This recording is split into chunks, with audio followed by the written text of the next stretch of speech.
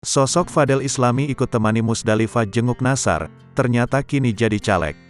Fadel Islami mengaku terjun ke politik atas izin dari sang istri, Musdalifah.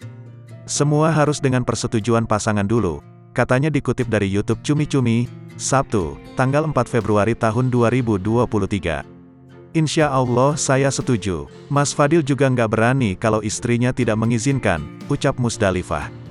Fadel kemudian menjelaskan alasannya memilih untuk terlibat dalam dunia politik. Ia juga merasa lebih memiliki potensi dalam berpolitik daripada terjun di dunia hiburan.